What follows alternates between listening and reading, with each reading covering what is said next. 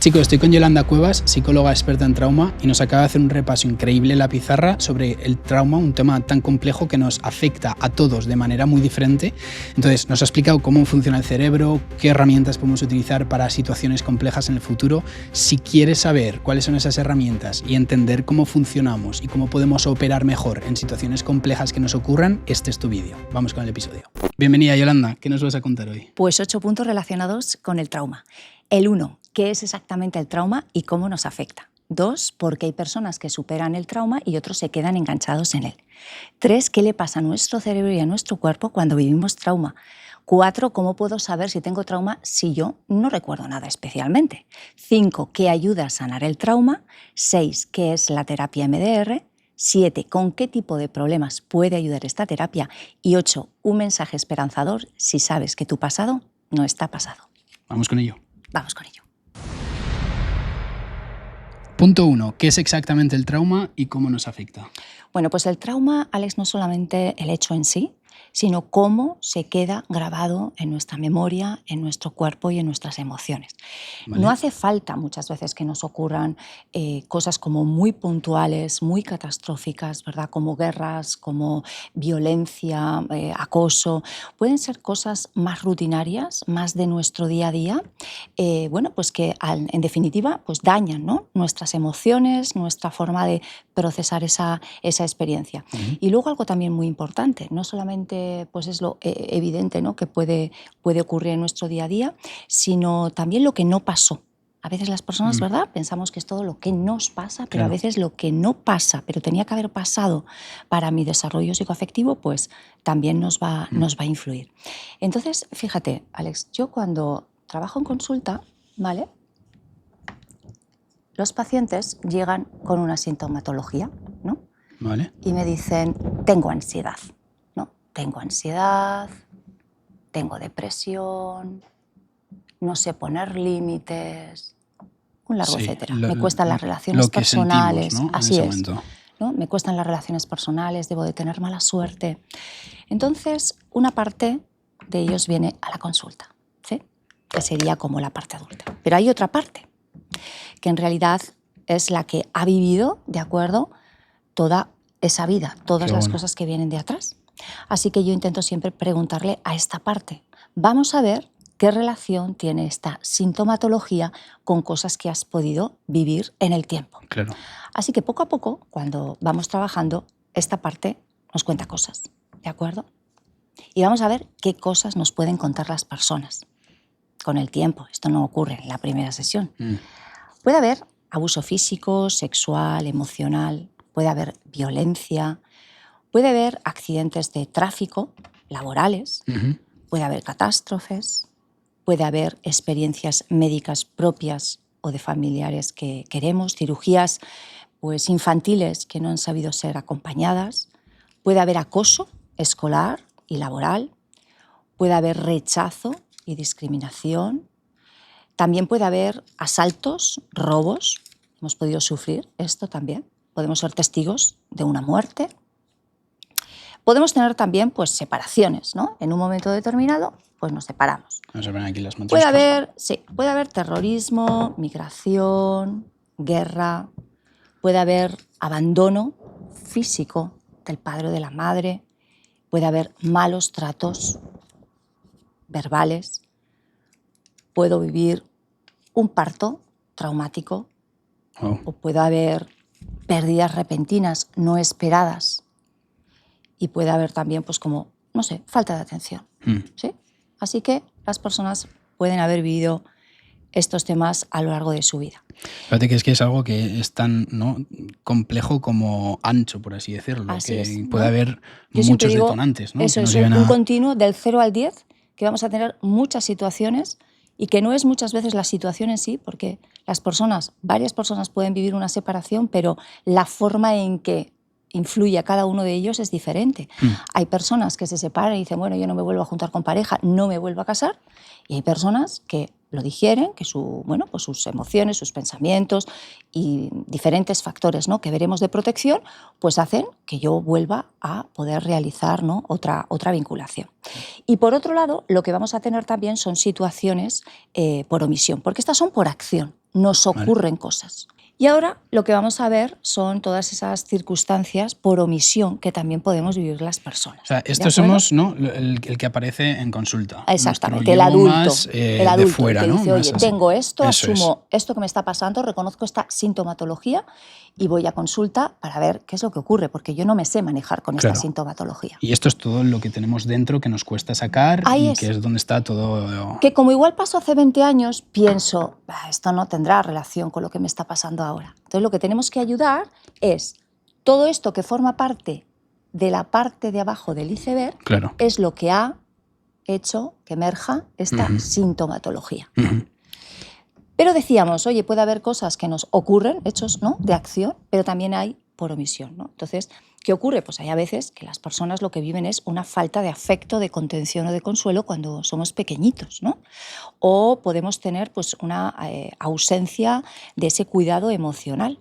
Partamos de la base de que los padres no buscamos culpables, sino buscamos entender por qué me pasa lo que me pasa. Los padres lo hacen lo mejor que pueden, con su propia historia y sus propias herramientas y su momento histórico y educacional.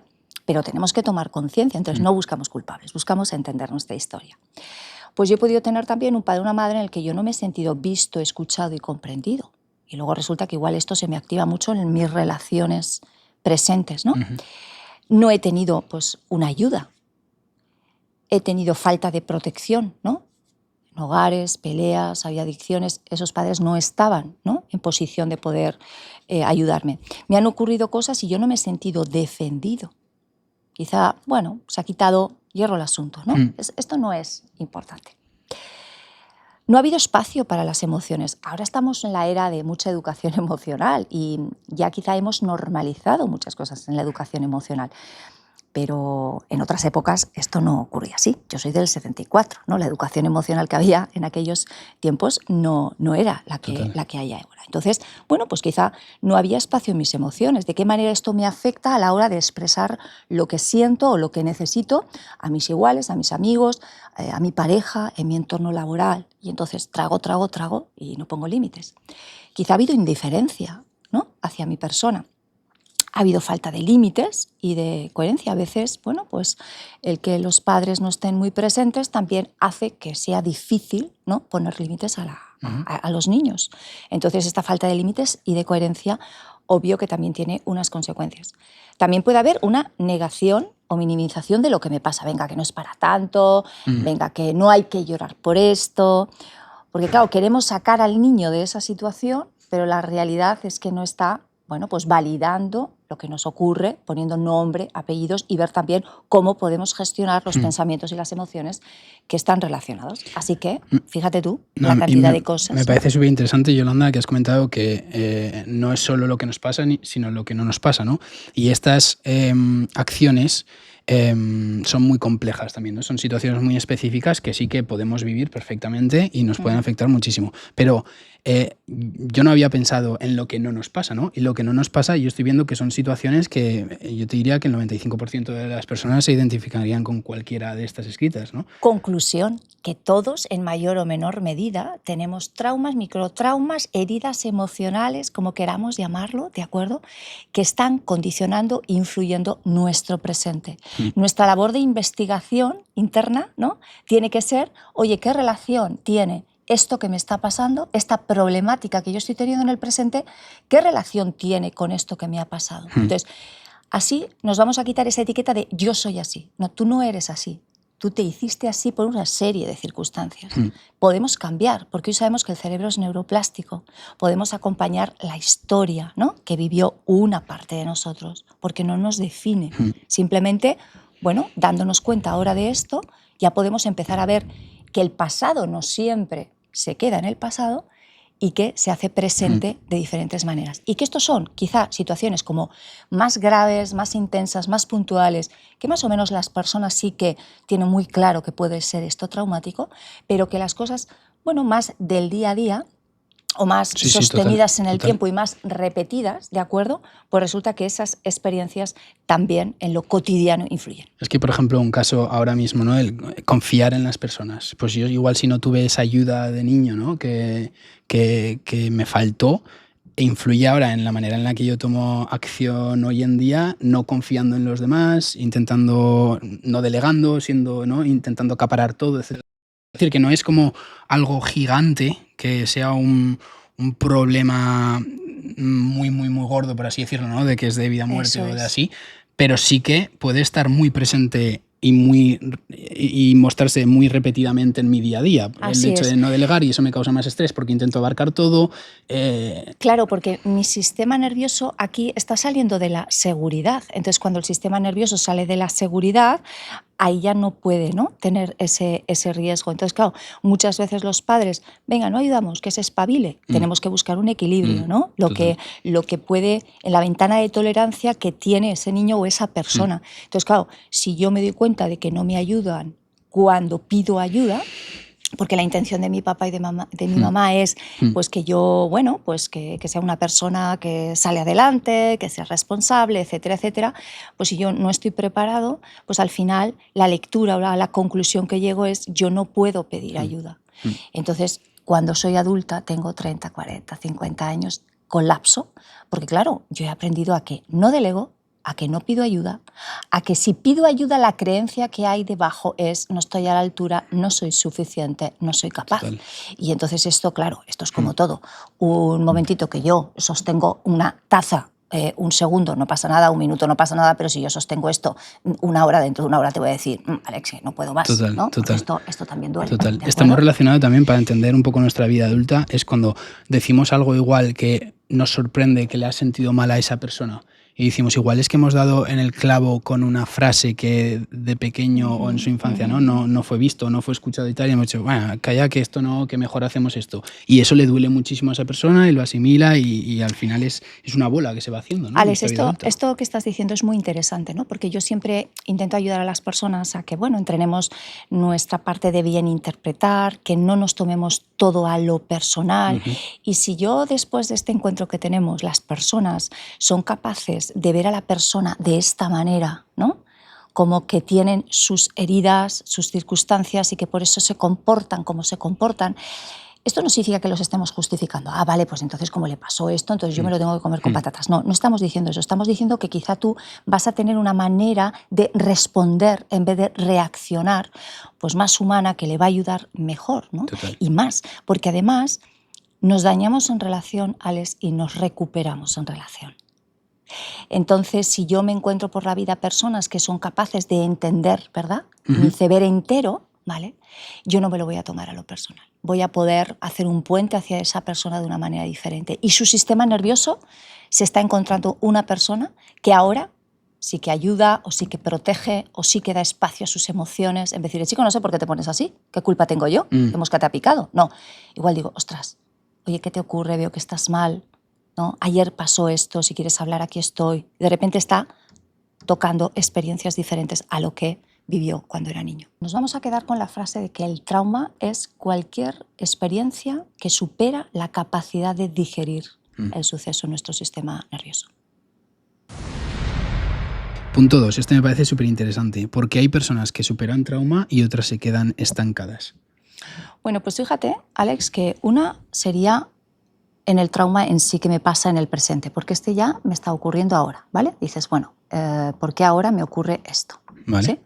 Pero resulta que yo puedo tener una historia de traumas con T mayúscula y traumas con T minúscula, ¿no?, a lo largo de mi vida. Vale. ¿Qué es trauma no es lo con mismo. T mayúscula y con T minúscula? Bueno, pues trauma con T mayúscula podría ser los que hemos visto en la parte de arriba, los grandes, los potentes, ¿de acuerdo? Vale.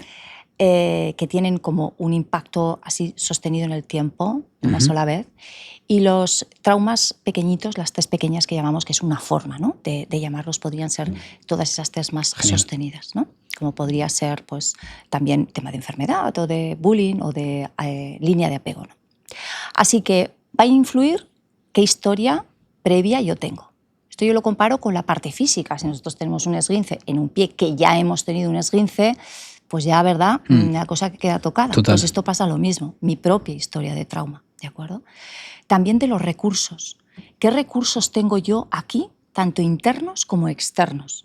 ¿De acuerdo? No es lo mismo que a mí me ocurra una situación difícil y tenga una línea de apoyo, ¿vale? Social, psicológica, recursos, etcétera, etcétera, que no los tenga. Y luego mis propios recursos internos. Yo sé autorregularme o yo no tengo noción de nada. Practico mindfulness, sé técnicas de respiración, tengo un monólogo interior que suma. Y luego algo muy importante, la resiliencia. Nosotros nacemos con una resiliencia, pero a lo largo de nuestra vida esta resiliencia se puede duplicar, se puede mermar, claro. ¿De acuerdo? Y voy a necesitar situaciones para entrenar esta resiliencia, ¿sí? Así que, bueno, hay diferentes factores por los cuales hacen que una situación, ¿verdad?, se quede atorada en el sistema nervioso. Nosotros comparamos el sistema pues del cerebro con el sistema digestivo. Yo lo que digo es, ¿Vale? Tú y yo comemos algo y resulta que a mí se me corta la digestión y entonces empiezo a vomitar, o tengo diarreas, o me duele un montón el estómago. Es decir, sin hacer nada, se supone que mi sistema digestivo tiene que digerir la comida, pero algo ha pasado ahí. Tú no lo juzgas, ¿verdad? Tú me cuidas y me dices, ostras, pues vamos al médico, vamos a tomar algo, túmbate, ¿sí? No me das más de comer porque sabes evidentemente que eso no es lo adecuado. Pues con el cerebro pasa lo mismo. Nosotros tenemos como el PAI, Sistema Adaptativo de Información, que lo que dice es, bueno, que ante una situación difícil, el cerebro va a intentar digerir esa situación. Todos tenemos ese sistema. De hecho, cuando nos ocurren cosas malas, ¿no?, difíciles, retadoras, pues hay una fase del sueño, la fase REM, que ya hablaremos de ello, pues, que digiere todos estos sucesos. Entonces yo tengo, bueno, pues un accidente de coche, me recupero físicamente del golpe y yo qué sé, pues a la semana o al mes pues ya puedo conducir y cojo el coche y ya está. Se ha integrado bien. Científicamente está demostrado que el sueño repara un poco, asimila estos problemas. Totalmente. Etcétera, la fase etcétera. REM, que es Rapid Eye Movements, movimiento ocular rápido, una de sus funciones, y es importantísimo tener esta fase, una de sus funciones es procesar las experiencias difíciles. Claro. ¿De acuerdo? Entonces, hoy tengo, ¿no?, una situación difícil, duermo, mi cerebro está digiriendo, ¿no?, toda esa parte emocional, traumática, y al día siguiente, oye, yo lo veo de otra manera. Esto las abuelas eran muy sabias. Acuéstate, mañana lo verás de otra forma. Total, ¿sí? total. Pero hay a resetear, veces que no es ¿no? suficiente. Claro, se resetea ese sistema. Pero hay a veces que eso no es suficiente.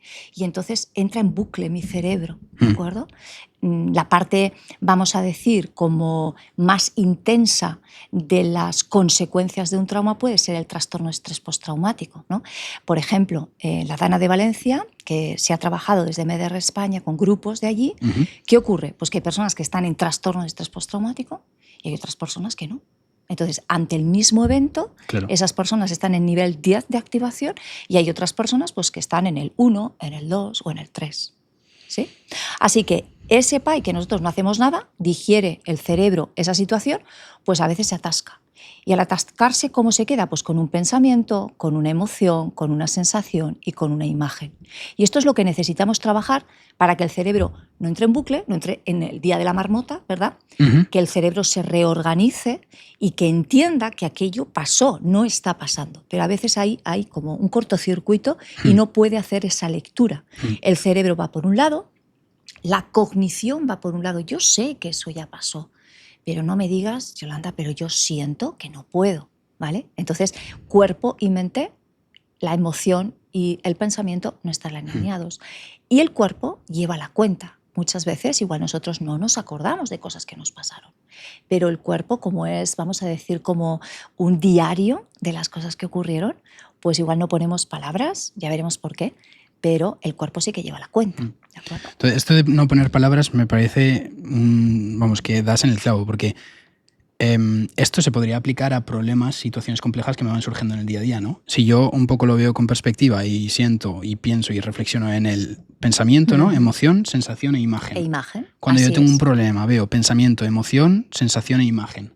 Lo analizo y eso me va a dar un poco, ¿no?, las herramientas, los recursos que tengo que hacer, qué tengo que hacer para superar esta situación, ¿no? Fíjate que lo O sea, primero... Quiero decir, lo has dicho muy fácil, Ya, pero, claro, pero no es... hay un proceso. Claro, ¿no? o sea, Sí. no es sencillo decir, tengo un problema, ¿cómo lo soluciono? Pensando en estas palabras, ¿no?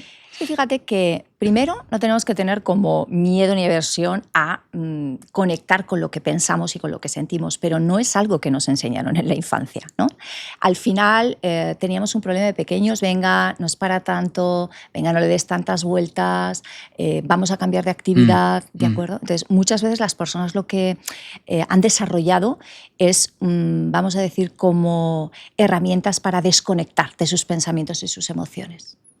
¿Y entonces qué hago? Pues consumo mucha tecnología, o como para lidiar con las emociones, o consumo, o compro, hago compras compulsivas, ¿no? Es decir, busco recursos de fuera para calmar cosas de dentro. Es como algo que no queremos. No queremos, afrontar. primero porque no sabemos cómo hacerlo, no nos han educado. Pues a mí me encantaría, ¿no? Digo, no sé si lo veré, que haya la figura del psicólogo en el colegio, pero como una asignatura, sí, ¿de acuerdo? Que las personas no aprendan a cosas básicas de la psicología cuando van a una consulta después de que llevan 10 años con una sintomatología que es la media y tienen que ir a un psicólogo ya porque están desbordados con su punta del iceberg.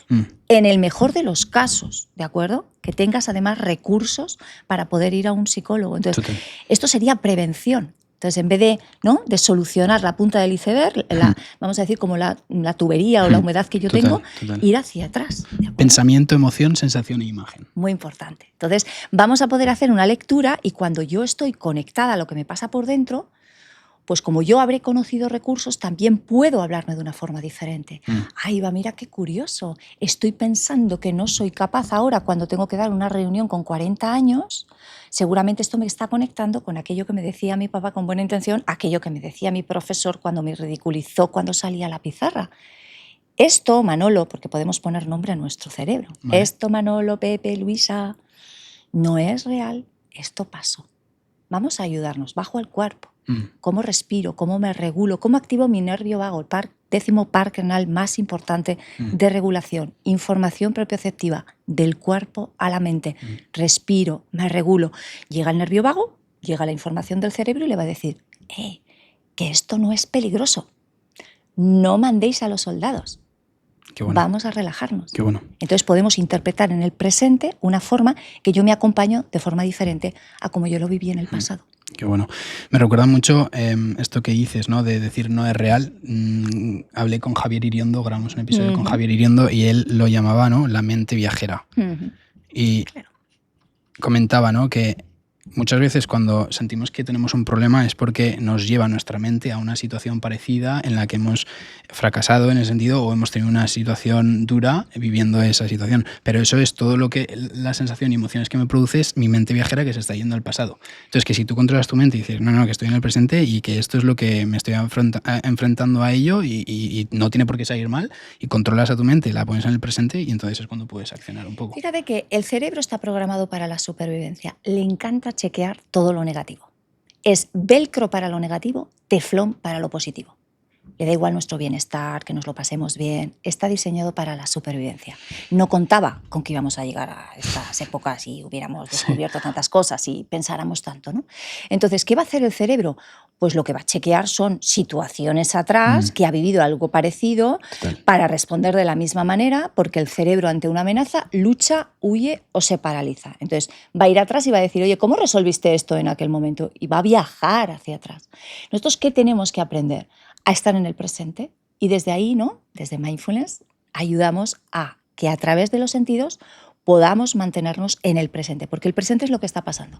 El pasado pasó, ¿no?, pero la mente se va mucho al pasado y tiene una tendencia también a irse al futuro, porque no se maneja nada bien con la incertidumbre. El cerebro lo que quiere tener es, bueno, más vale pájaro en mano que ciento volando, ¿no? Entonces, de ahí, muy importante que entendamos, bueno, pues que hay personas que con todo esto, ¿verdad?, pues esas circunstancias, esos recursos, esos apoyos, su ventana de tolerancia también. Cuando yo salgo de mi ventana de tolerancia, pero tengo personas, yo mismo, cuando era pequeñito, mis adultos de referencia, me hacen volver a mi ventana de tolerancia, ¿no?, a mi seguridad, pues todo va a volver a la calma. Pero si no, ¿qué va a ocurrir? Que me quedo destapado. Total. Y eso va a quedarse grabado en nuestras emociones, en nuestros pensamientos, en nuestro cuerpo. Y aunque el tiempo pasa, ¿no?, y yo me quedo ahí como pensando que ya pasó, pues la realidad es que se está actualizando erróneamente porque no se ha grabado además bien, como ya veremos. Entonces, lo que podemos, un poco para resumirlo, lo de porque hay personas que superan trauma y no, es un poco los recursos, ¿no? Y las herramientas que tiene esa persona con sus experiencias o ejemplos, ¿no? O guías de personas que hayan estado o no, ¿no? Y luego las situaciones traumáticas previas también. Correcto. Nuestra ventana de tolerancia. El peso que tiene, ¿no? Exactamente. Entonces, de la misma manera que no cuestionamos que si una persona se cae y se rompe la rodilla, ¿no? Pues es que entendemos que ha sido una caída. Ojalá esto ayude también a no juzgar a las personas con actitud, ¿no? O frases de, pues esto ya ha pasado, pues no le des más vueltas. No es tan fácil, ¿de acuerdo? Porque Total. el cerebro está trabajando, está, vamos a operando decir como ahí, sí, encapsulado. Sí. Y algo muy importante que yo trabajo con las personas, ¿no? Yo siempre digo que al final la sintomatología presente es como la humedad en la pared. Nosotros podemos pintar esa humedad, pero la realidad es que esa humedad viene por tubería rota. ¿Sí? Entonces, si no picamos y si no solucionamos ese codo, la humedad tarde o temprano va a salir. Entonces, yo entiendo que hay que buscar el momento, porque no todo el mundo está preparado para picar esa pared, ¿de acuerdo? Y tendremos que trabajar todas esas defensas, ¿no? Pero esta es la línea, Alex. Qué bueno. Punto 3. ¿Qué le pasa al cerebro y al cuerpo cuando atravesamos un trauma, Yolanda? Bueno, pues vamos a decir como que se desconfigura un poquito. El cerebro es muy potente, tiene una serie de zonas, ¿no? Y con unas funciones. Así que se van a desconfigurar y va a cambiar el funcionamiento de ese cerebro. Pero mira, Alex, he traído un cerebro. ¿Has traído un cerebro? Sí, plano, un poquito plano. Genial. ¿Vale? Pero aquí lo tenemos. Entonces vamos a ir viendo un poco las 5 áreas cerebrales. Qué bueno que esto, tenemos. Sí. Bueno, por un lado, vamos a tener activación de diferentes áreas, ¿no? Podemos tener, pues bueno, la corteza prefrontal, ¿vale? Vamos a poner la corteza frontal y así. Vamos a tener, pues, la amígdala, ¿vale? Vale. La amígdala, no sé si has visto la película del revés. De las emociones, pues es una película muy interesante. Bueno, disparador, ¿verdad? Es la zona del cerebro que atiende a todas las señales, ¿no? Que van a activar nuestras emociones, ¿verdad? Es el centro de las emociones. ¿Qué más vamos a tener? Pues vamos a tener también el hipocampo, responsable, ¿verdad?, de la memoria. Vamos a tener también, pues, por ejemplo, la ínsula. Más o menos, ¿no? Por ahí. Sí, exacto, vale. Porque está más profunda Okay. y demás. Y luego tenemos también la corteza cingulada, ¿vale? La corteza cingulada. Todas estas áreas son las 5 áreas que quedan tocadas bajo trauma. Vale, un momento, para yo tenerlo en la cabeza, ¿vale? La corteza frontal es la responsable de, sí, más o menos. Vamos a ir hablando un poquito de ellas, ¿no? Todo en la toma de decisiones. Decisiones. Entonces, claro, si yo estoy bajo trauma, las decisiones no las ¿Escribo voy a decisión, tocar muy bien. Sí, podemos escribir, sí. Va a ser toda esa capacidad prefrontal sobre el pensamiento, ¿vale? Que yo pueda pensar en condiciones. Hemos dicho. La amígdala emociones. Va a ser el centro del miedo. Del miedo. ¿Vale? Va a detectar, bueno, pues si la situación que yo enfrento, ¿verdad? Pues, oye, va a ir en contra de mi vida, va a suponer un riesgo o no. Vale. ¿El hipocampo? El hipocampo se va a encargar de la memoria. Vale. La memoria. ¿La ínsula? La ínsula va a hacer referencia a la información propioceptiva. Es decir, si yo reconozco las sensaciones corporales que yo tengo. Y bajo trauma esto se va a anular. Entonces yo las sensaciones corporales no las voy a sentir en condiciones, ¿no? Pongo sensación corporal. Eso es. Y luego tenemos, ¿cómo has dicho? La corteza cingulada, que va a ser todo lo relacionado con la autorregulación. Entonces, hoy sabemos por la investigación neurocientífica que permite bueno, pues saber los cambios que le ocurre al cerebro con estas áreas. Entonces, uno de los cambios va a ser la activación, ¿vale? La activación. Diferentes áreas se van a sobreactivar o al revés. O inhibir, claro, ¿no? La amígdala se va a sobreactivar, el hipocampo al revés, porque vamos a perder memoria, va a hacer cortas y pegas, ¿no? Vale. Entonces, por un lado, tenemos la activación. Por otro lado, el volumen. el volumen de las zonas cerebrales cambia. La amígdala, por ejemplo, se va a hacer muy grande. El volumen cambia, ¿eh? Volumen físico. Del cerebro cambia cerebro. Cuando atravesamos una situación de trauma. traumática potente. Wow. El hipocampo va a disminuir, por ejemplo. ¿Sí? Entonces, fíjate que la amígdala, la práctica de mindfulness, se sabe que disminuye la amígdala. Con el mindfulness, ¿eh? Con mindfulness. ¿De acuerdo? Entonces, tenemos la activación, tenemos el volumen, vamos a tener la conexión entre áreas cerebrales, porque no funcionan individualmente, también se relacionan las unas con las otras. Vale. Entonces, aquí vamos a explicar una cosa importante. La amígdala, que detecta los peligros, a ver si esto es peligroso o no es peligroso, le va a preguntar al hipocampo, que es el de la memoria, oye, ¿esto que está pasando aquí y ahora? Lo he vivido ya. ¿Esto es aquello o es nuevo? O a mí explícame porque no me queda claro. Y el hipocampo no va a saber responderle muy bien. Y ante la duda, como nuestro cerebro está programado por la supervivencia, va a activar todo el sistema del estrés. O sea, el hipocampo si lo visualizamos, el hipocampo en ese momento está como estresadísimo, claro, que no puede reaccionar. El pobre es que más que nada que no puede recordar bien. Claro. El hipocampo, vamos a decir, que va a ser como ese guardián del tiempo, que va a decir, oye, esto pasó aquí, o cuando pasó. Vale. Tenemos como el guardián del tiempo, tenemos también como que pone sello cronológico a las situaciones. Entonces no puede reaccionar y la amígdala, ¡pum!, se dispara, hace porque como está programado el cerebro para la supervivencia, va a decir, oye, que aquí nos tenemos que activar. Entonces la comunicación también muy potente. Otra cosa de las que ocurre que son muy importantes, las ondas cerebrales. Las ondas cerebrales cambian. Hay diferentes ondas cerebrales, más activadas, menos activadas, pues van a cambiar. Y algo importantísimo, la química cerebral.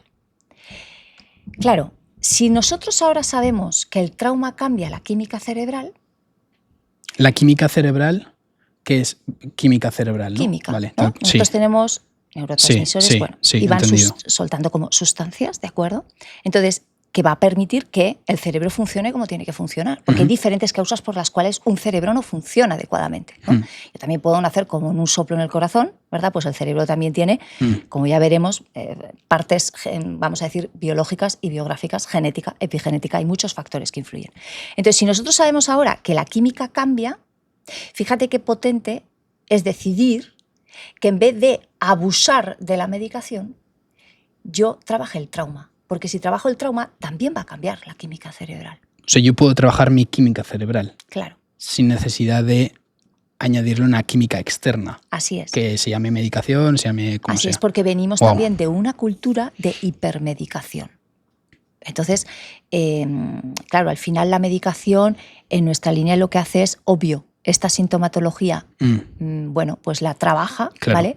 Pero que se quite la sintomatología no significa que se haya trabajado las razones. Por lo tanto, y que esto siga estando. Efectivamente. Entonces, ¿qué ocurre? Baja el síntoma y a veces es necesario, ¿vale? Porque si no, igual no puedo trabajar en un cerebro que me viene sobreactivado, igual tengo que bajar el síntoma. Pero nunca es tomar medicación sin hacer un trabajo terapéutico, ¿vale? Porque si no vamos a quitar la medicación, en el mejor de los casos, ¿no? Qué bueno. ¿Y qué ocurre? Pues que va a volver a salir porque claro, la humedad viene, ¿no? Como decíamos de la pared. ¿Sí? Así que, qué interesante darnos cuenta de cómo afecta, ¿verdad? Bueno, pues por ejemplo también a la regulación emocional, a la toma de decisiones, a mis sensaciones corporales, a mi memoria. Imaginaos qué potencia tiene esto en el ámbito de los estudiantes, ¿no? Cuando resulta que los niños igual están arrastrando situaciones que sobreactivan y que su hipocampo, por ejemplo, no está en condiciones. No está activo.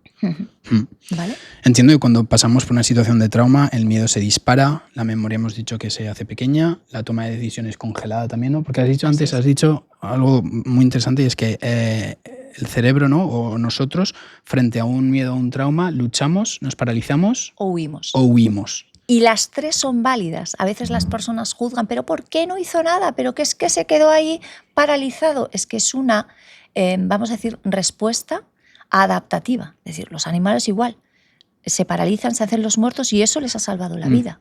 ¿de acuerdo? Entonces, no podemos prever, sale, es un sistema, ¿no? como de defensa. Entonces, toma de decisiones también se paraliza, ¿no? Claro. Autorregulación huye. Siempre que tengamos la amígdala, ¿verdad? Siempre que tengamos disparada. La amígdala muy disparada, muy destapada, la corteza prefrontal no va a poder tomar decisiones. Claro.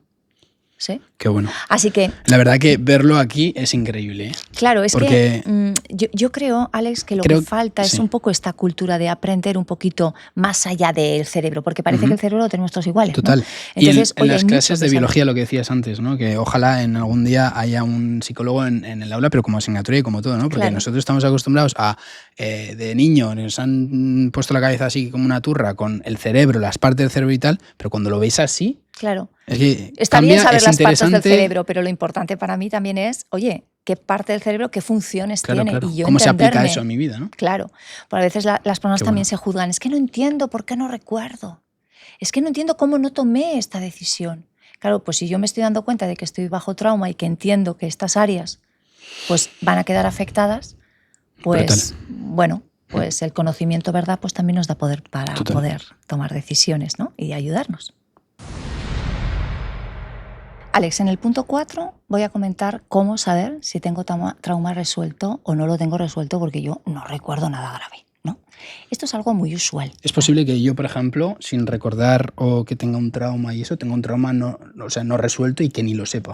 No lo sabes cognitivamente, pero en tu vida día, ¿no? En mi manera de actuar lo veo reflejado. Pero lo que vamos a ayudar también a las personas es a reconocer, ¿no? Esos comportamientos o esas situaciones en el presente, ¿no? Vale. Entonces, bueno, por un lado, vamos a ver, muchas personas no saben, pues que tienen un trauma o no tienen un trauma por desconocimiento, ¿no? Yo creo que este podcast les va a ayudar un poco a sentar, ¿no? Mucho mejor, ¿verdad?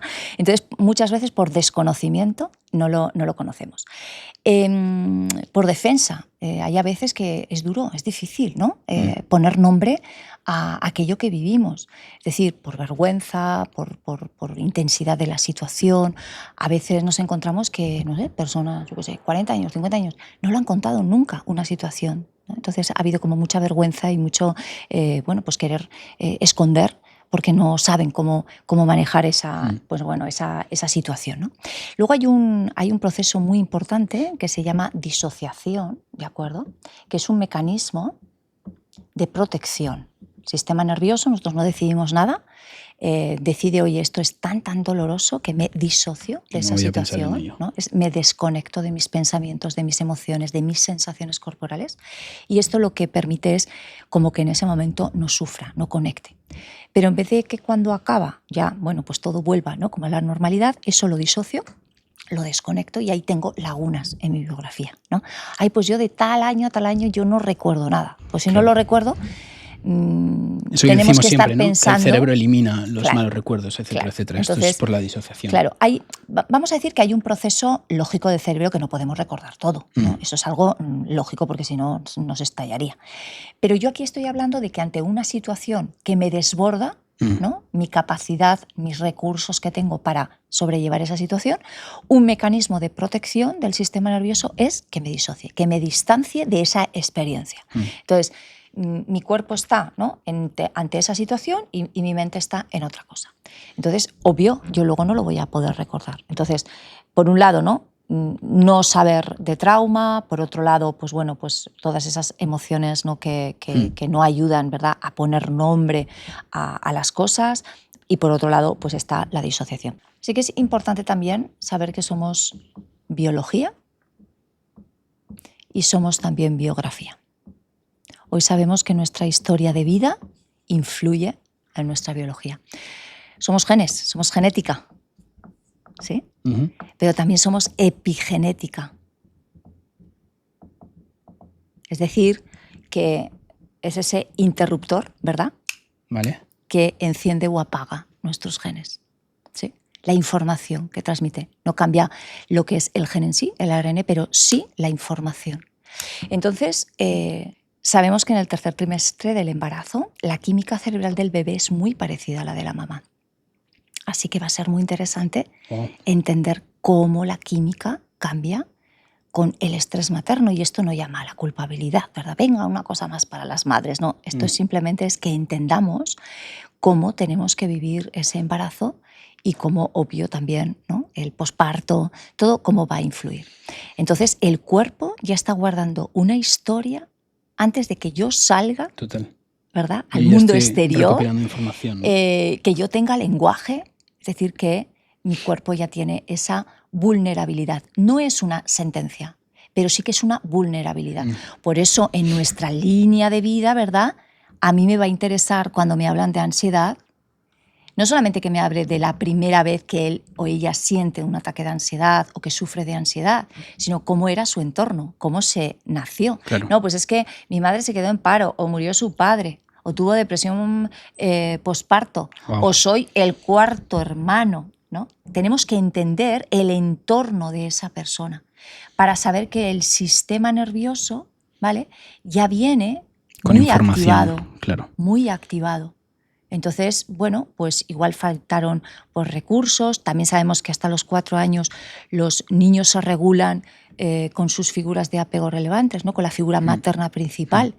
Entonces, claro, decirle a un niño de 2 años y de 3 años, tranquilízate y cállate y no llores, esto no es regulación, no se está moldeando nuestro cerebro de manera adecuada.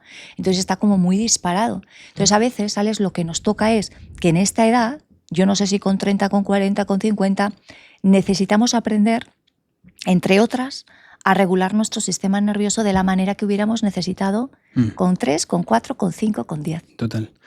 Increíble, ¿no? Todo lo de la biografía, todo lo que juega en nuestro cerebro y en nuestra formación de la personalidad y todo eso, ¿no?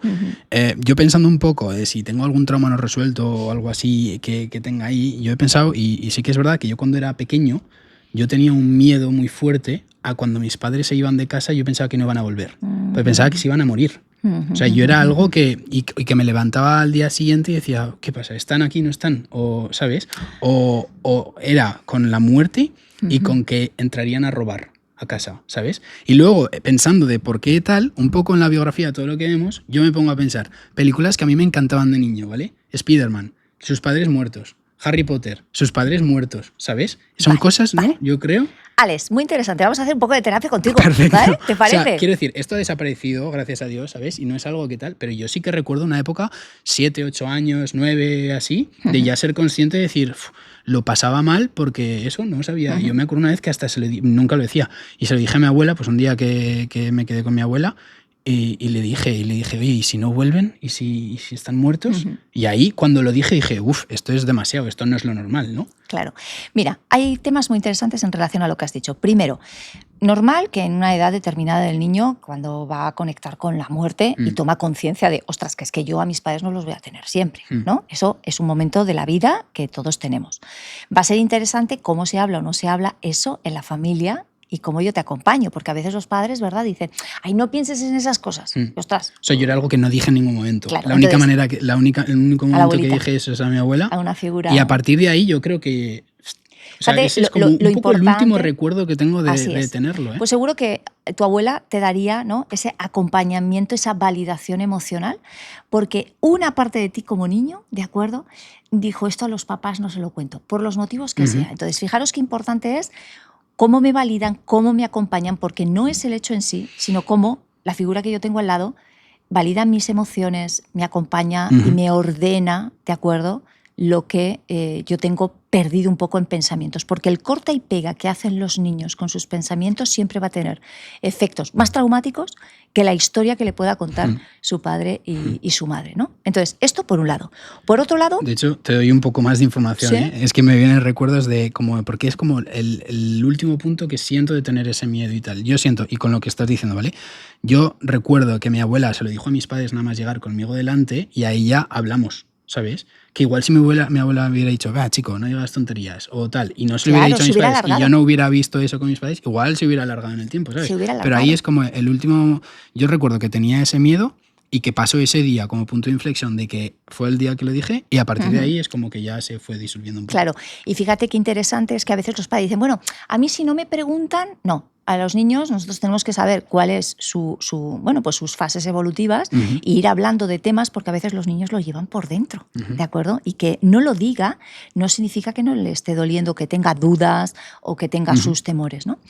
Otro dato importante para mí sería el sistema de apego, cuánto de seguridad o no seguridad, porque además las ideas que tú me has contado son de seguridad, ¿no? De qué pasa si se van, qué va a ser de mí, quién me cuidaría, ¿no? Y el tema del miedo a la muerte. Y luego has hablado que veías una serie de películas, ¿de acuerdo? Entonces, no solamente nos traumatiza, aquí está el trauma vicario, ¿no? que hablamos muchas veces, no solamente traumatiza el que yo viva algo en carnes propias, también me traumatiza lo que yo veo. Y lo que yo veo pues pueden ser las noticias, ¿verdad? Pueden ser conversaciones, pueden ser imágenes y puede ser esa película en la que, por una parte, yo quiero ver, ¿verdad? Sí, Spider-Man, pero por otro lado hay una parte mía emocional que me está diciendo, ostras, ¿y si esto me pasa a mí como a Spider-Man? Porque nos estamos metiendo ahí en la historia, ¿de acuerdo? Así que interesante también hoy en día decimos, oye, no dejar a los niños así como solos, ¿no? Ante ciertas, bueno, pues o películas, o hablar de ello, porque las películas también nos pueden ayudar mucho a digerir pues los miedos o los pensamientos, las emociones que surgen, porque al final yo pienso y siento con arreglo a lo que entra por mis sentidos, sea una película, sea un suceso, sea una conversación, ¿vale? Sea algo que vivo en el cole, ¿de acuerdo? Y algo muy importante, ¿cómo esto se va a manifestar en mi vida adulta? Tú dices, Yolanda, yo más o menos esto lo tengo ok, pero es que yo conozco personas que con 50 años tienen que dormir con un punto de luz, que cuando se va su marido o su mujer de viaje por trabajo, se van a casa de sus padres a dormir, Claro. porque no pueden tolerar esa parte, o no viajan solos, ¿no? O viajan porque no les queda otra por trabajo, pero lo pasan muy mal en los hoteles, ¿no? Entonces, y luego, por ejemplo, problemas relacionados también con el tema del avión, ¿vale? Es decir, ansiedad al avión. La ansiedad del avión que viene de no sentirse en control con la situación. Una cosa es que yo haya tenido una experiencia con un avión, ¿vale? Entonces eso sería una T grande y se procesa esa experiencia traumática para ayudarla a digerir en la red neural. Pero otra cosa es que esa situación, yo no tengo el control de esa situación. Claro. Entonces, cuando yo he vivido en un entorno muy controlador o al contrario, en el extremo contrario, yo lo que busco es intentar tener el control de mi vida de alguna manera. Entonces, o me focalizo mucho en el trabajo, o no, Total, X cosas que hacen que yo tenga el control de la situación, ¿vale? Y las relaciones, ¿vale? Cómo yo voy a estar en seguridad o no seguridad con una pareja, porque tengo miedo a que me abandone, ¿no? A que me deje la relación. Entonces, tenemos que ver un poco, porque es, vamos a decir, hacer un traje a la medida de esa persona. No todos son patrones ahí cuadriculados, ¿no? Qué bueno. Pero sí la tendencia y la vulnerabilidad. Al hilo de esto, ¿vale? Vamos a hacer un pequeño resumen, porque claro, o sea, lo que nos interesaba saber era si yo tengo trauma no resuelto, ¿no? Y volvemos a nuestra línea del tiempo. Y en nuestra línea del tiempo, en nuestra punta del iceberg, vamos a encontrarnos señales de trauma no reconocido o no resuelto, como reacciones con mucha intensidad ante ciertas situaciones cotidianas, ¿no? Ante las críticas, los desacuerdos o sentirme ignorado, yo estallo. Por otro lado, evitas ciertas emociones, situaciones o lugares sin saber muy bien por qué, pero no te sientes cómodo ahí. Por otro lado, bueno, pues vamos a tener que te cuesta relajarte, dormir o vives en un estado de constante tensión, alerta o sentirte pues cansancio, ¿no? Cansado. Conductas que te dañan, como comer en exceso, aislarte, exigirte demasiado, procrastinar, sin entender muy bien el origen. Por otro lado, tienes miedo a equivocarte, a que te abandonen, o a la necesidad de controlarlo todo. Eres muy duro, muy dura contigo mismo, te cuesta sentir que vales o lo que haces es suficiente. Te cuesta confiar, depender o pedir ayuda, delegar a otros, vincularte, lo que decimos de las parejas, ¿no? Muchas veces, es que tengo muy mala suerte, todo me toca a mí. Pues no, pues igual no es que te toque todo a ti, el factor suerte también está, pero el cerebro al final encuentra lo que va buscando y a veces lo que busca es lo conocido. Entonces, bueno, ¿qué es lo que ocurre? ¿Qué nivel de toxicidad, formas de relaciones tiene relación con mis figuras de origen? Y te sientes vacío, desconectado o con la sensación de vivir en piloto automático. ¿Y qué nos vamos a encontrar en su historia? Pues algo así. Ejemplos cotidianos de experiencias que pueden dejar trauma emocional, aunque no parezcan graves. Ser ridiculizado por mostrar las emociones. Es que, hijo, lloras por todo. Es que eres un blandengue. Tener que cuidar emocionalmente a un adulto, inversión de roles, ¿no? Una madre con depresión, un padre violento. Yo con 4 años ya soy la hermana mayor y tengo que estar un poco al cuidado de mis 2 hermanos pequeños. Entonces, cuando hacemos cosas que no tocan, pues eso también, ¿no? lleva a que no llevo una evolución normalizada.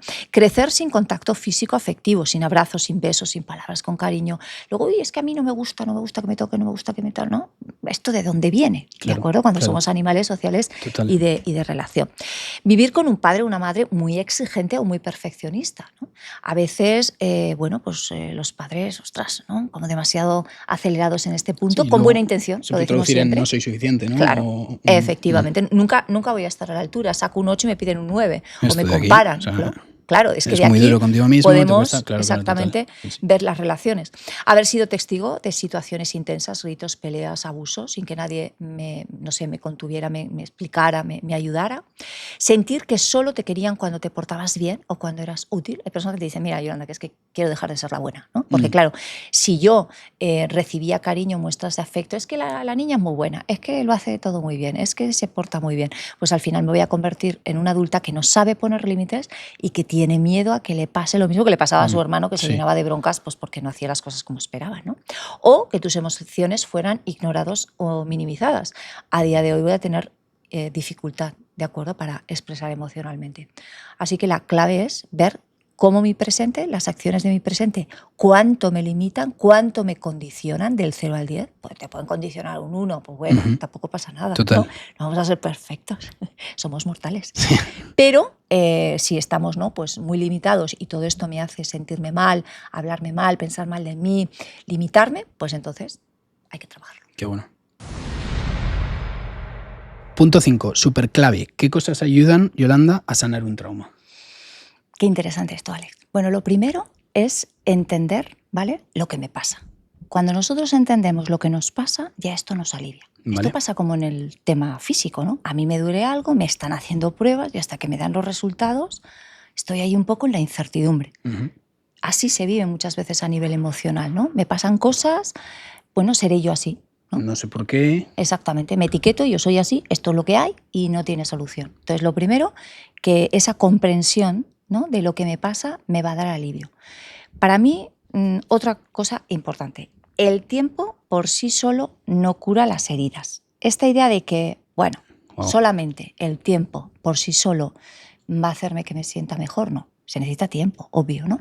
De hecho, ya sabemos que hay cosas que han podido pasar hace 20 años y que siguen manifestándose, ¿no?, de alguna manera.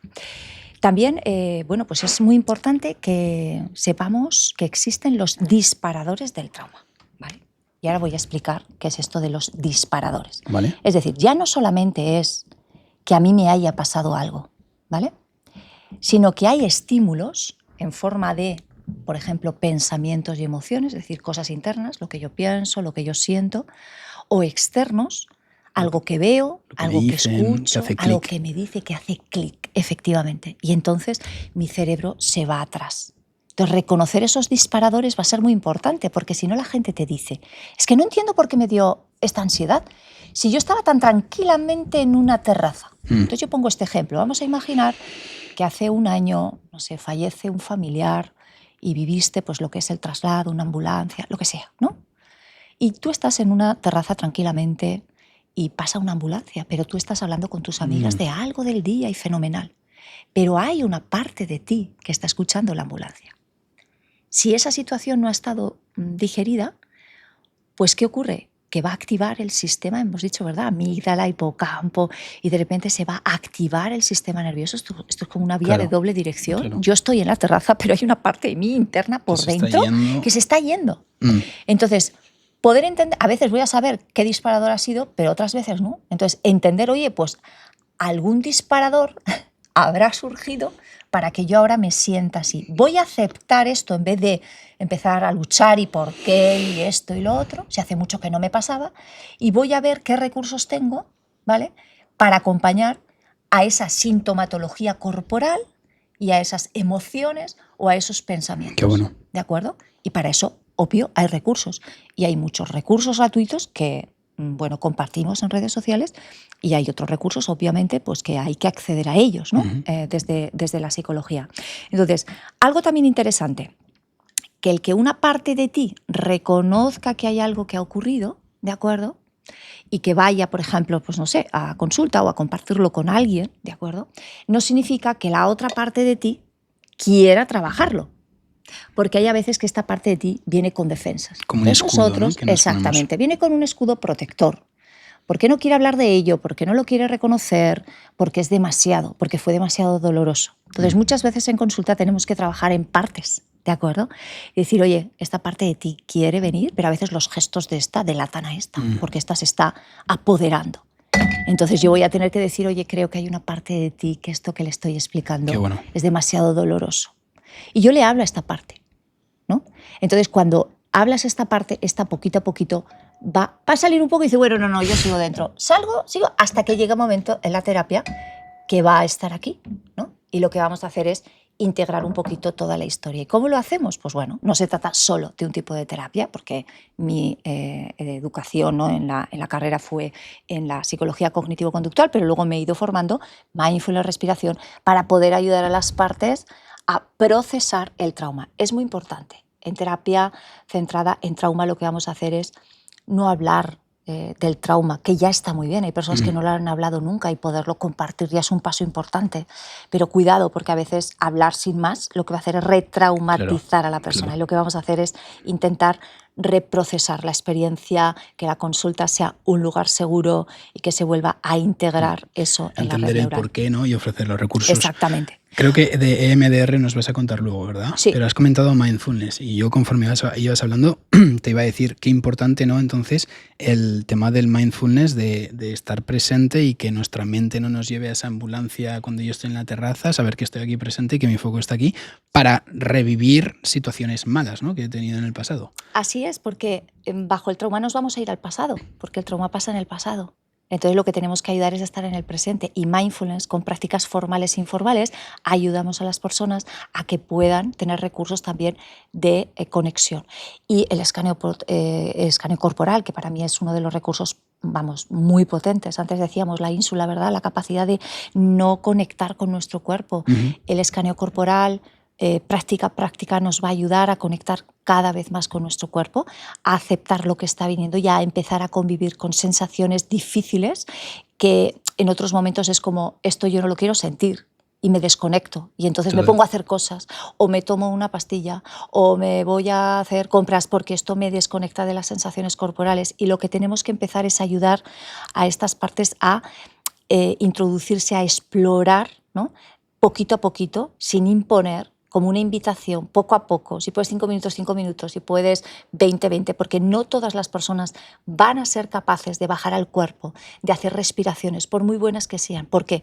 Porque si yo no estoy en seguridad, ¿de acuerdo? Y no bajo esas defensas, no me puedo relajar. Relajar implica que no tengo que estar en modo lucha, huida, ataque. Entonces, cuando yo estoy segura, voy a coger y voy a poder conectar con esas respiraciones. Lo digo porque hay muchas personas que dicen, no, mindfulness a mí no me ayuda, no, las respiraciones a mí no me ayudan, me ponen más nerviosa. ¿Por qué?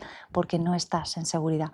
Conforme vamos dando poquito a poquito destellos a nuestro sistema vagal, va a entrar en seguridad y lo vamos a poder hacer. Al final el cerebro es neuroplástico y, como todo en la vida, pues hay que practicar. A veces las personas pues quieren recursos como muy a corto plazo, poca implicación, ¿no?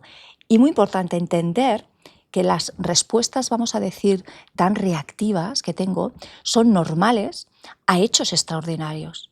Entonces, entender que es que yo no estoy fuera de la norma, yo no soy normal, ni cosas de este tipo, ¿no? Simplemente es tu sistema nervioso está respondiendo de la manera que tenía que responder, pero a un hecho extraordinario.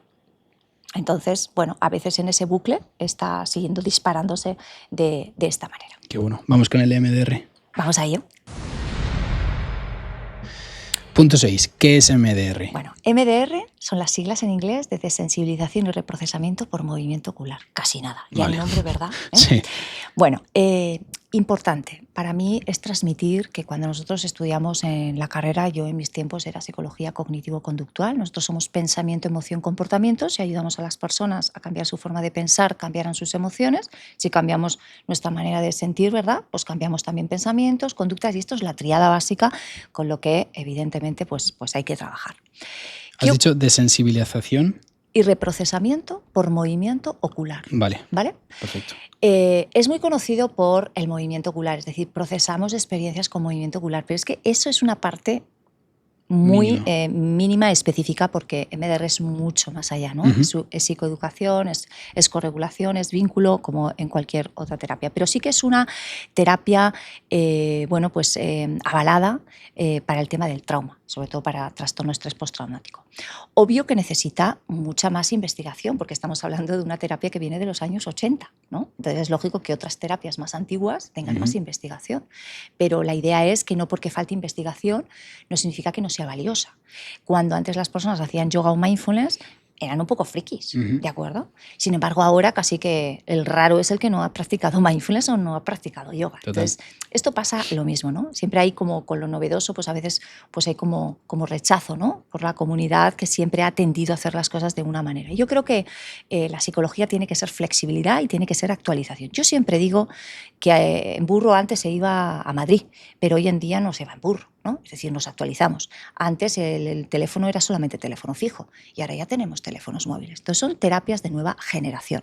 Por lo que se ha visto que trabajar solamente, ¿no?, lo que es la sintomatología en el presente y dar solamente pues, recursos, etcétera, etcétera, puede, o sea, ayuda siempre, pero puede que haya unas personas que no sea suficiente y de hecho, pues con el tiempo lo que ocurre es que igual, oye, me fue muy bien, pero he vuelto a. Entonces yo, bueno, decidí formarme en esta terapia, que lo que defiende, decíamos, ¿no?, ese sistema de procesamiento adaptativo de información es que hay sucesos que se quedan, vamos a decir, como encapsulados, ¿no?, como que no pasan bien por las vías, con un pensamiento, una emoción, una sensación y una imagen.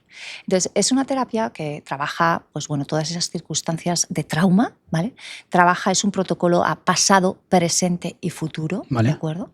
Y que no es, vamos a decir, obvio,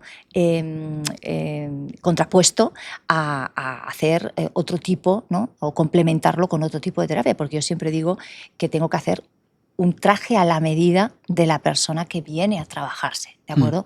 Primero por su personalidad, porque no va solo de que tú hayas vivido una serie de circunstancias o tengas una sintomatología en el presente, es que tu personalidad, tu forma de pensar, de sentir, ¿no?, tus defensas van a hacer que yo tenga que ir por un lado o por otro. Total. ¿No? Entonces esto se trabaja con niños, con adolescentes, con jóvenes, con adultos, en grupos, se hacen protocolos también escolares cuando ha habido, pues bueno, situaciones complicadas, ¿de acuerdo?, a nivel privado de un alumno en concreto, pero bueno, o Dana, ¿no?, cuando se hacen protocolos a nivel grupal. Por ejemplo, en pandemia desde MDR España hicimos también un protocolo para médicos, en la primera hora no, pero ya advertíamos, cuidado porque los sanitarios van a quedarse muy tocados por estas situaciones. Entonces tenían como esos flashbacks, ¿no? Estaban muchos en trastorno de estrés postraumático, esos flashbacks. Entonces, bueno, pues al final se hacen protocolos también a nivel grupal.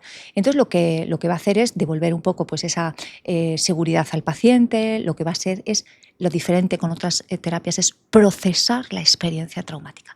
No entender el trauma, entender que esto tiene relación con esto. Esto está muy bien y cognitivamente nos ayuda porque somos mentales y necesitamos entender las cosas. Pero una cosa es que las entienda y otra cosa es que mi cuerpo se libere de la huella del trauma. Y esto solamente se puede hacer si se procesa esa experiencia. Entonces, con un protocolo de una serie de fases, lo que hacemos es estimular el cerebro, bien visualmente, con guía de dedos, bien a tapping, ¿vale? A tapping también en los hombros, ¿vale?, con luces. Y lo que hacemos es, vamos a decir, alternar esa información hemisferio derecho, hemisferio izquierdo. Hay varias líneas de investigación y una muy potente es la reproducción de los movimientos oculares, ¿de acuerdo?, que se producen en la fase del sueño, se repiten en seguridad bueno, pues estando despiertos, ¿de acuerdo? Entonces, ¿qué ocurre? Pues que los pacientes lo que van a referir es, bueno, lo veo lejano, o ya no me afecta, ves movimientos corporales de cómo no, pues esa situación se libera y bueno, MDR cuando se trabaja en consulta sigue, ¿no?, trabajándose sin que nosotros nos demos cuenta durante el día. Entonces siempre decimos, no, oye, cualquier sueño, cualquier cosa que vaya cambiando, tú lo vas anotando y me lo vas compartiendo. Así que, bueno, lo interesante es, para que nos quedemos, que son terapias, que las terapias centradas en trauma lo que buscan es procesar la experiencia a nivel cerebral para que esas áreas que hemos dicho antes del cerebro, ¿vale?, se empiecen a regular, se regule la química, se regule su comunicación, se regule su tamaño. Y de esa manera todo va a funcionar mejor. Obvio, en la parte que depende del trauma. Luego puede haber otras causas, pero esto es como una mochila. Si yo tengo 5 piedras, pues si trabajo una, pues esto que me quito, ¿no? Procesar significa aceptación.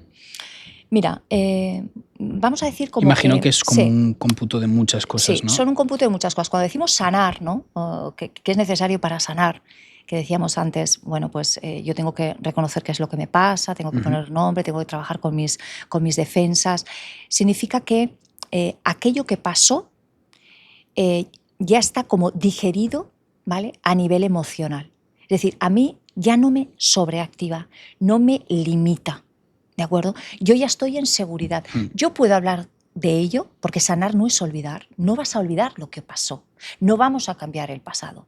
Pero sí que la forma en que yo me relaciono con ese suceso, que ya no me angustio, ¿no?, que ya no me limita, que ya puedo poner límites. ¿Qué piensas o que en ya eso? puedo coger un coche. Eso es. Hay personas que me han llegado con ansiedad y de repente en la historia de la biografía te encuentras, no, yo no conduzco, no tienes carnet, no, sí, pero es que tuve una... Y de repente has ido procesando otras cosas y como esto que ha salido. Claro, como esto es como efecto dominó, de repente hemos podido volver a conducir. Pero la persona, bueno, no consideraba que era muy importante dejar de conducir porque, bueno, como no lo empleaba para el trabajo. ¿Sí? Sí, total. Así que para mí es muy interesante que este tipo de terapia lo que hace es desensibilizar bueno, toda esa intensidad del suceso y reprocesar esa experiencia, que quede digerido, que quede almacenado. Esto pasó en aquel momento, ahora salgo a hablar en público y la que sale a hablar en público ya soy yo, sabiendo que soy capaz, que soy, bueno, pues que tengo esas habilidades, que me regulo emocionalmente y que ya no me condiciona. El procesarlo, ¿no?, hace que el cerebro que has sacado antes y con el que hemos visto todo de manera tan visual, pues hace que la amígdala no se dispare, etcétera, etcétera. Entonces esto es como un control de todo. Porque en ese momento la amígdala le va a decir al hipocampo, oye, esto es aquello que pasó, y el hipocampo, el guardián del tiempo, el que sabe poner sello cronológico, le va a decir, no, esto es lo que te pasaba a ti en el colegio, que antes sí que lo sabías de aquí, cognitivamente lo sabemos, el problema es que la emoción no está conectada. Entonces, si yo sé que esto pasó, si yo sé que me lo sé, yo lo sé todo cognitivamente, pero emocionalmente no está acompañando. Qué bueno. Entonces ya es como que hacen un tándem, hacen un match, ¿no? Pensamiento y emoción hacen match. ¿Cuáles son los traumas más comunes que te llegan a consulta, Yolanda? Bueno, normalmente ahora cada vez más hay cultura, ¿verdad?, de decir, oye, vengo porque me han recomendado este tipo de terapia porque me ha pasado esto, ¿no? O acaba de tener un accidente, se ha muerto un familiar, lo que sea, ¿vale? Y pueden venir. Pero normalmente la gente viene pues porque tiene ansiedad, porque tiene fracaso en sus relaciones, me da igual de pareja que relacionales, porque no sabe poner límites, porque no le cunde la vida, ¿no?, porque no sabe poner límites.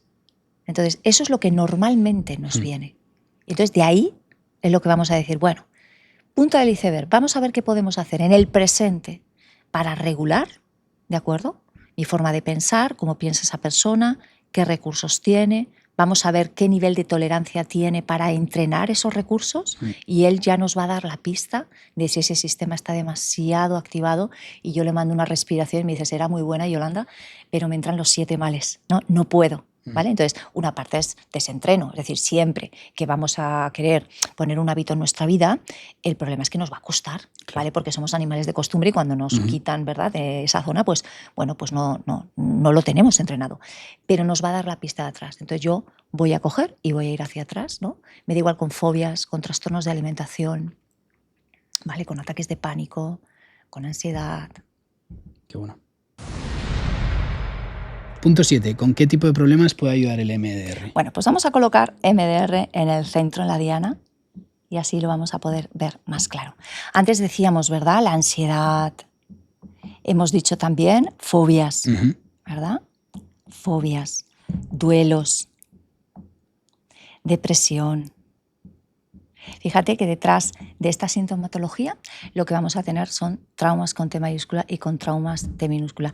No significa que sea el 100%, ¿no? Pero si descargamos nuestro cerebro de las situaciones difíciles que hemos vivido, porque al final la depresión, la ansiedad, es la forma que tiene de gritar el sistema nervioso de que algo pasa, pues hombre, más ligero va a ir nuestro cerebro, ¿no? Entonces vamos a tener todo lo relacionado, ¿verdad? También con catástrofes, muy importante. Yo creo que en España estamos siendo cada vez más conscientes, ¿verdad? Del desastre que supone, ¿no? Exactamente, de todas las catástrofes naturales. Hemos dicho también pérdidas, hemos dicho, bueno, pues asaltos, robos, accidentes, por supuestísimo. Fíjate que accidentes pueden ser, bueno, accidentes laborales, puede ser un accidente obvio de tráfico. Estoy pensando también en el bullying, ¿verdad? Todas esas situaciones trabajamos mucho con ayudar al cerebro infantil, adolescente e incluso adulto, porque muchas veces el problema que tenemos es que nos llega un paciente en la edad adulta con una sensibilidad, una vulnerabilidad increíble en su entorno laboral y lo que viene son experiencias de trauma de bullying en la infancia, ¿no? Entonces es muy importante que entendamos que el bullying desconfigura, es una situación traumática, desconfigura nuestro cerebro, por lo tanto ese cerebro no está en seguridad, no puede relacionarse, no puede tomar decisiones, no puede estudiar bien, ¿de acuerdo? No va a confiar. Entonces no es cosa de niños y el bullying hay que procesarlo como una situación traumática y esto es muy importante, ¿no? A nivel también escolar. Y luego vamos a tener todo lo relacionado con negligencia emocional, vamos a tener bueno, todo el tema de las críticas, todo el tema de situaciones, por ejemplo, de seguridad en las relaciones de pareja, ¿de acuerdo? Las infidelidades, las situaciones de abandono, bueno, todas esas situaciones que hacen que yo pueda confiar o no pueda confiar. Esto deja una huella. Muchas veces nos encontramos en el presente como en esas relaciones lo que se está manifestando es la relación que yo tuve con mi padre o con mi madre, ¿de acuerdo? Niños que hoy en día nos encontramos no solamente que se separan sus padres por primera vez, sus padres rehacen sus vidas y vuelven a tener hijos, sino que sus padres se vuelven a separar. Estamos ante generaciones en las que los padres se separan 2 veces, por ejemplo, y tienen hijos de esas 2 relaciones. Y los chavales te dicen, Yolanda, yo ni me voy a casar ni voy a tener hijos, ¿no? Entonces, no es el hecho en sí que tus padres se separen. Es el hecho de cómo se vive la separación, por ejemplo, en esa familia. Si yo tomo a los niños como el corre ve y dile, critico a la madre, critico al padre, al final los niños lo que sienten es que si ellos no existieran, ¿de acuerdo? Si ellos no existieran, no tendrían estos problemas. Entonces, muchas veces los niños van a brotar también ¿en qué? En autolesiones, en amenazas de suicidio, en intentos de suicidio. Aquí estos niños o estos adolescentes, estas personas no quieren morir, lo que quieren es dejar de sufrir y a veces se tolera más el dolor físico, ¿no? En las autolesiones que el dolor emocional. Entonces, esto es la punta del iceberg y lo que hay que trabajar debajo, lo que va a ser es qué es lo que ha vivido esta niña, este adolescente, ¿de acuerdo? Para que brote en estas conductas, ¿de acuerdo? Desde Seres Mortales queremos agradecer a Ambou, operadora aragonesa de telecomunicaciones, por dejarnos sus espacios donde estamos grabando nuestros episodios y nos sentimos como en casa. Tienen una labor muy grande que es conectar a personas y pretendemos exactamente eso, seguir conectando a personas a través de las historias inspiradoras de nuestros invitados. Y ahora me dirijo a ti. Si quieres ayudarnos de manera muy fácil y totalmente gratuita, te puedes suscribir aquí en nuestro canal de YouTube. Nos ayudas muchísimo más de lo que piensas. Gracias, Ambou, y gracias a ti por hacer que esto sea posible y aportar vuestro granito de arena. Seguimos con el episodio. Punto 8. ¿Qué mensaje esperanzador se puede dar? Yolanda, tú tienes años trabajados, tienes mucha experiencia, has dado con muchos casos. ¿Qué es lo que le podemos decir a esas personas que sufren situaciones difíciles? Bueno, yo creo que lo importante, Alex, es transmitir que el trauma no es el final de la historia. Obvio, hay una herida, pero las heridas también cicatrizan, que el cerebro es neuroplástico y que hay abordajes para trabajar el trauma. Importante, ¿no? Que el pasado no tiene por qué ser pasado, entonces que atender y que puedas tener recursos para regular ahora tu sistema nervioso y poder tener una lectura diferente de lo que fue tu historia de vida, pues va a ser poderoso, ¿de acuerdo? Para estar en la vida, ¿no? Y en el futuro de una bueno, pues, forma diferente. Qué importante que entendamos, ¿verdad? Para no comparar las historias de las personas. A veces, bueno, pues podemos tener en una misma familia, ¿verdad? Hermanos que han vivido lo mismo, pero que hayan vivido lo mismo no significa que se haya sentido de la misma manera en su forma de pensar, de sentir, ¿no? Entonces, unos salen con ansiedad y otros salen controladores y otros salen evitadores, ¿no? Es decir, ante una misma situación reaccionamos de forma diferente porque tenemos, bueno, pues historias, cerebros, diferentes personalidades diferentes y esto es importante. Y bueno, pues que se puede sanar, ¿no? Sanar es que el pasado quede pasado, que no me condicione en el presente, ¿de acuerdo? Porque el tema es ese, ¿no? Que influye demasiado, que nos puede secuestrar. Y algo muy importante, que no buscamos culpables, lo que buscamos es entender nuestra historia de vida y cómo, ¿no? Lo que yo viví me puede estar afectando a día de hoy. Y bueno, yo creo que esto es esperanzador. Una frase, Yolanda, con el que podamos resumir el episodio de hoy. Pues que se puede aprender a vivir más allá de las heridas. Wow. Eso lo hemos conseguido seguro con el episodio de hoy. Muchas gracias, Yolanda, por ofrecernos herramientas y recursos para entender un poco lo que nos ocurre y sobre todo aprender a cómo actuar en situaciones futuras que nos puedan ocurrir. Muchas gracias a ti, Alex, y aprovecho para darte bueno, pues la enhorabuena por ese premio al mejor creador de contenido sonoro de Aragón y, bueno, y yo de poder participar. Muchas gracias, un placer tenerte. Muchas gracias.